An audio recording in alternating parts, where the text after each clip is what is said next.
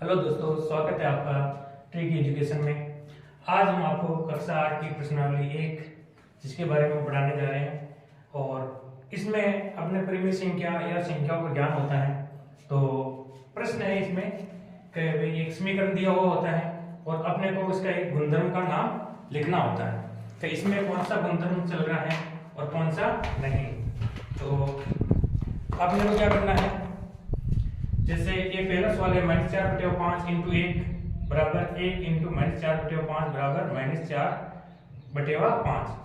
अब इसमें क्या हो रहा है कि ये जो संख्या -4/5 इसको 1 से गुणा किया, वापिस इधर -4/5 को वापिस 1 से गुणा किया। मतलब चाहे किसी भी संख्या को 1 से गुणा कराएंगे तो उस संख्या के मान में कोई परिवर्तन नहीं होता है। यानी यहाँ पर ये हो रहा है, एक जो है वो है तुम्हारा गुणात्मक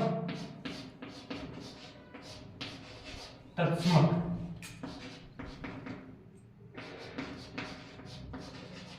यानी किसी भी संख्या को अगर किसी संख्या से गुणा कराने पर कोई फर्क नहीं पड़ता हो, यानी उसके मान में कोई बदलाव नहीं आता है, तो उसे कहेंगे गुणात्मक तत्समक। यानी गुणात्मक तत्समक हो गया अपना 1, क्योंकि 1 को किसी भी संख्या से गुणा कराने पर उसके में कोई परिवर्तन नहीं होता है। दूसरा है -13/17 इंटू -2/7 बराबर -2/7 इंटू -13/17। इसमें क्या हो रहा है कि ये संख्या यहाँ थी, अब इसमें क्या उल्टी संख्या होगी। मतलब ये हो रहा है इसमें कि संख्या वापिस अपने स्थान चेंज करी, स्थान का मतलब अपना क्रम। तो ये हो गया अपने क्रम विनिमयता। तो ये हो गया अपने क्रम विनिमयता संख्या। तीसरे में देखो -19/29 और 29/-19। इसमें ये हो रहा है कि जो संख्या है वो अपने का उल्टा हो रही है, खुद का, यानी ये प्रतिलोम हो रहा है। क्या हो रहा है, यानी किसी भी संख्या, जैसे मैं कह दूं भाई 2/5, इसका उल्टा क्या होगा, तो ये हो जाएगा इंटू 5/2। तो इसका उल्टा, तो इसे कहेंगे प्रतिलोम। और प्रतिलोम तो हो गया और यहाँ पर इंटू लग रहा था, प्रतिलोम गुणात्मक। आगे तीनों सवाल समझ में।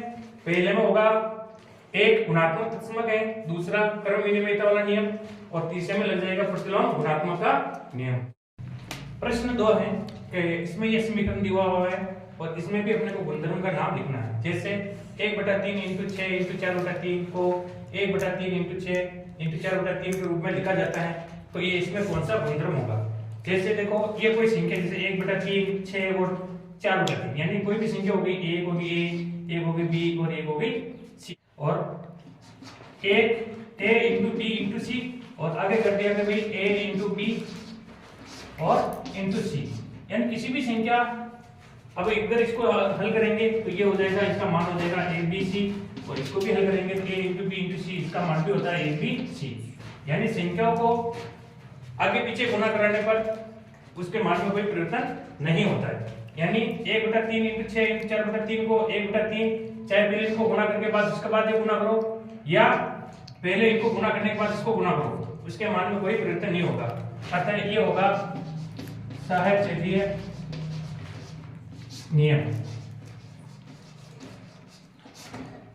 ठीक है, तो प्रश्नावली 1 आपके कंप्लीट है। आराम से देखें और चैनल को सब्सक्राइब करें। Thank you.